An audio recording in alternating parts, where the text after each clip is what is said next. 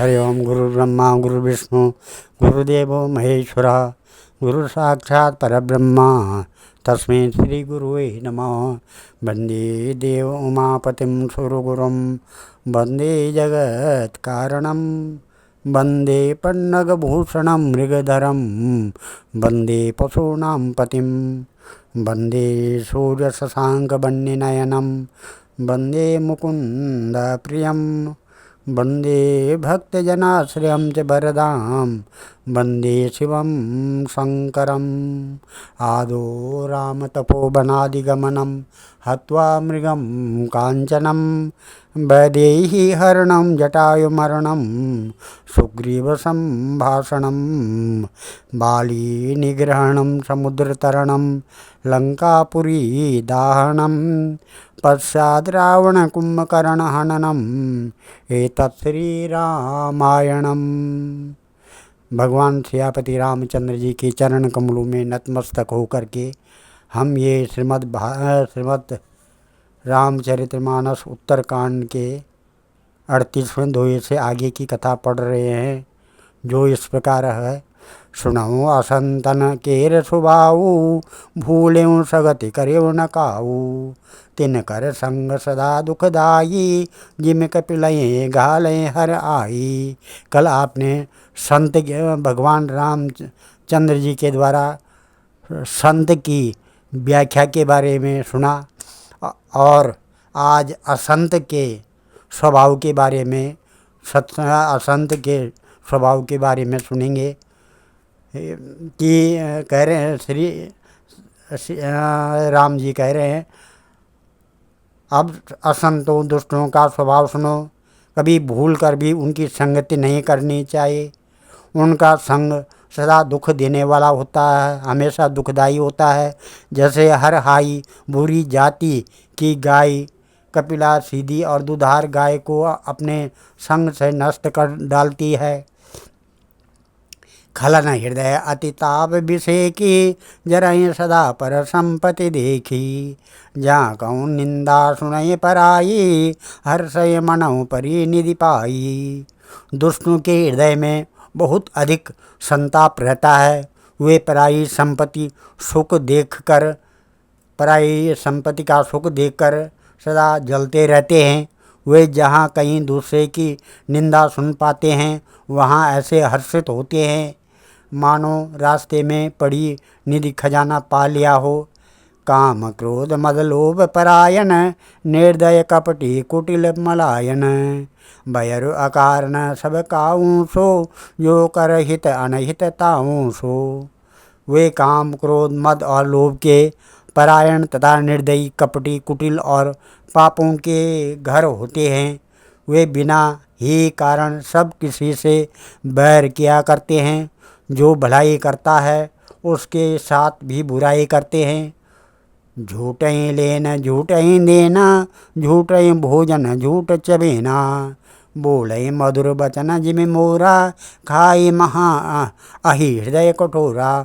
उनका झूठा ही लेना झूठा ही देना होता है, झूठा ही भोजन होता है और झूठा ही चबेना होता है। अर्थात वे लेने देने के व्यवहार में झूठ का आश्रय लेकर दूसरों का हक मार लेते हैं अथवा झूठी डींग हाँक करते हैं कि हमने लाखों रुपये ले लिए, करोड़ों का दान कर दिया। इसी प्रकार खाते हैं चने की रोटी और कहते हैं कि आज खूब माल खाकर आए हैं, अथवा चबेना चबा कर रह जाते हैं और कहते हैं कि हमें बढ़िया भोजन से वैराग्य है इत्यादि। मतलब यह है कि वे सभी बातों में झूठ ही बोला करते हैं। जैसे मोर बहुत मीठा बोलता है परंतु उसका हृदय ऐसा कठोर होता है कि वह महान विषैले सांपों को भी खा जाता है। वैसे ही वे भी ऊपर से मीठे वचन बोलते हैं परंतु हृदय के बड़े ही निर्दयी होते हैं। पर द्रोही पर दार रत पर धन पर अपवाद ते नर पावर पाप मया दे धरे मन जाद। वे दूसरों से द्रोह करते हैं, पराई स्त्री पराई धन तथा पराई निंदा में आसक्त रहते हैं। वे पामर और पापमय मनुष्य नर शरीर धारण किए हुए राक्षस ही हैं।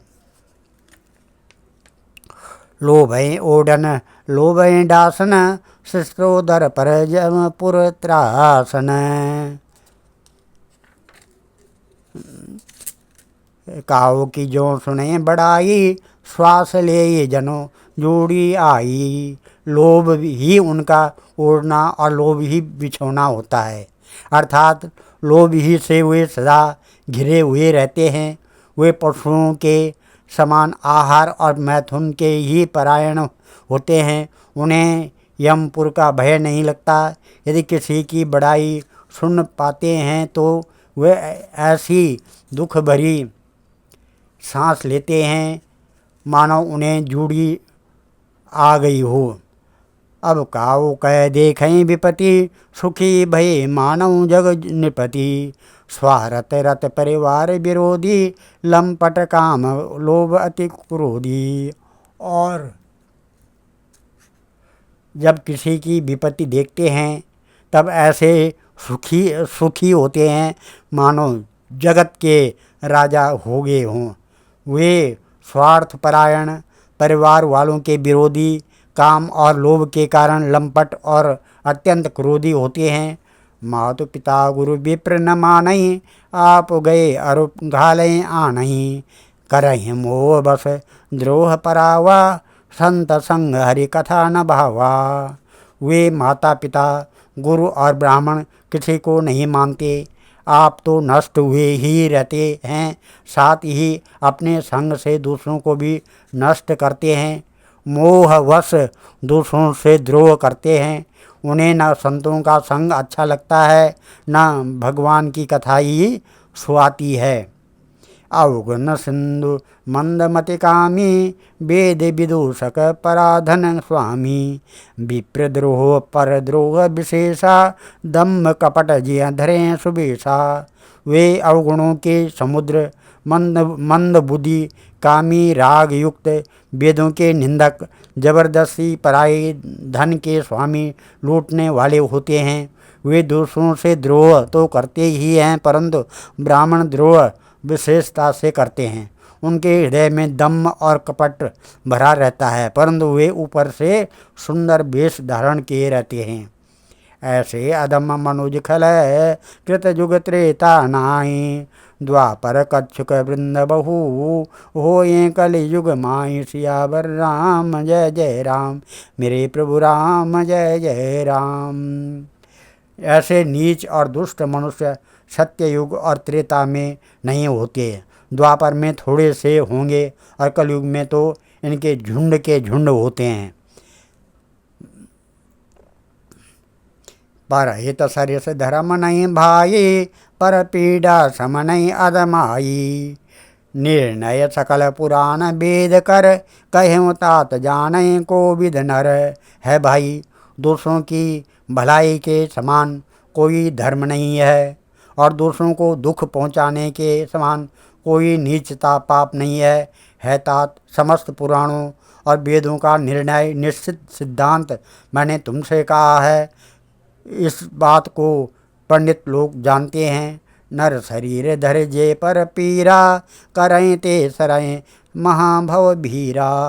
करें मोह बस नर अगनाना, स्वारथ रत परलोक नसाना। मनुष्य का शरीर धारण करके जो लोग दूसरों को दुख पहुंचाते हैं उनको जन्म मृत्यु के महान संकट सहने पड़ते हैं। मनुष्य मोहवश स्वार्थपरायण होकर अनेकों पाप करते हैं। इसी से उनका परलोक नष्ट हुआ रहता है, परलोक नष्ट होता है। काल रूप तिनक मैं भ्राता, शुभ और अशुभ कर्म फलदाता। अस विचारि जे परम सयाने, भजय मोहि संश्रित दुख जाने। है भाई, मैं उनके लिए काल रूप भयंकर हूँ और उनके अच्छे और बुरे कर्मों का यथायोग्य फल देने वाला हूँ। ऐसा विचार कर जो लोग परम चतुर हैं वे संसार के प्रवाह को दुख रूप जानकर मुझे ही भजते हैं। त्यागय कर्म शुभाशुभदायक, भजय मोहि सुर नर मुनि नायक। संत असंतन के गुण भावे, तेन परय भव जिन लखी राखे। इसी से वे शुभ और अशुभ फल देने वाले कर्मों को त्याग कर देवता और मनुष्य और मुनियों के नायक मुझको भजते हैं। इस प्रकार मैंने संतों और असंतों के गुण कहे। जिन लोगों ने इन गुणों को समझ रखा है वे जन्म मरण के चक्कर में नहीं पड़ते हैं। सुनौ तात माया कृत, गुण और दोष अनेक। गुण यह उभय न देख आई, देखें सो अविवेक। सियावर राम जय जय राम, मेरे प्रभु राम जय जय राम। है तात सुनो, माया से रचे हुए ही अनेक सब गुण और दोष हैं। इनकी कोई वास्तविक सत्ता नहीं है। गुण विवेक इसी में है कि दोनों ही ना देखें जाएं, इन्हें देखना ही अविवेक है। श्री मुख वचन सुनत सब भाई, हर से प्रेम न हृदय समाई। करहि विनय अति बारहि बारा, हनुमान ही हरस अपारा। भगवान के श्रीमुख से ये वचन सुनकर सब भाई हर्षित हो गए। प्रेम उनके हृदयों में समाता नहीं। वे बार बार बड़ी विनती करते हैं। विशेषकर हनुमान जी के हृदय में अपार हर्ष है। पुनि रघुपति निज मंदिर गइये, यही विधि चरित करत नित नइये। बार बार नारद मुनि आवई, चरित पुनीत राम के गावई। तदंतर श्री रामचंद्र जी अपने महल को गए। इस प्रकार वे नित्य नई लीला करते हैं। नारद मुनि अयोध्या में बार बार आते हैं और आकर श्री राम जी के पवित्र चरित्र गाते हैं। नित्य नवचरित देख मुनि जाहि, ब्रह्मलोक सब कथा कराहि। सुनि बिरंच अतिशय सुख मानई, पुनि पुनि तात करहु गुण गानई। मुनि यहाँ से नित्य नए नए चरित्र देखकर जाते हैं और ब्रह्मलोक में जाकर सब कथा कहते हैं। ब्रह्मा जी सुनकर अत्यंत सुख मानते हैं और कहते हैं, है तात बार बार श्री राम जी के गुणों का गान करो। सनकादिक नारद ही सराहई, यद्यपि ब्रह्म निरत मुनि आहई। सुनि गुण गान समाधि विसारी, सादर सुनय परम अधिकारी। सनकादि मुनि नारद जी की सराहना करते हैं। यद्यपि वे सनकादि मुनि ब्रह्मनिष्ठ हैं, परंतु श्री राम जी का गुणगान सुनकर वे भी अपनी ब्रह्म समाधि को भूल जाते हैं और आदर पूर्वक उसे सुनते हैं। वे राम कथा सुनने के श्रेष्ठ अधिकारी हैं। जीवन मुक्त ब्रह्म पर चरित सुनहि तज ध्यान, ये हरि कथा न करहि रति तिनके। ये पाषाण सियावर राम जय जय राम, मेरे प्रभु राम जय जय राम। सनकादि मुनि जैसे जीवन मुक्त और ब्रह्मनिष्ठ पुरुष भी ध्यान ब्रह्म समाधि छोड़कर श्री राम जी के चरित्र सुनते हैं। यह जानकर भी जो श्री हरि की कथा से प्रेम नहीं करते, उनके हृदय में सचमुच ही पत्थर के समान हैं। जो भगवान राम जी की कही हुई इस संत और असंत की कथा को सुनते हैं या पढ़ते हैं, भगवान उनके अनेक पापों को नष्ट करते हैं और उनको उज्ज्वलता और नवयौवनता प्रदान करते हैं। और आज हम इस कथा को यहीं पर विराम देते हैं। कल श्रीमद् रामचरितमानस उत्तरकांड के 42वें दोहे से आगे की कथा पढ़ेंगे। ओम मंगलम भगवान विष्णु मंगलम गरुड़ध्वजा मंगलम पुंडरीकाक्षा मंगलाय तनो हरि मंगलम भगवान शंभु मंगलम वृषभध्वजा मंगलम पार्वतीनाथ मंगलाय शिव शंकर। ओम सर्वमंगल मांगल्ये शिवे सर्वार्थ साधिके शरणे त्र्यंबके गौरी नारायणी नमस्तुते। अन्नपूर्णे सदापूर्णे शंकर प्राणवल्लभे ज्ञान सौभाग्य सिद्ध्यर्थम भिक्षां देहि च पार्वती। ओम सर्वे भवन्तु सुखिनः सर्वे सन्तु निरामया सर्वे भद्राणि पश्यन्तु मा कश्चित् दुःखभाग् भवेत्। धन्यवाद।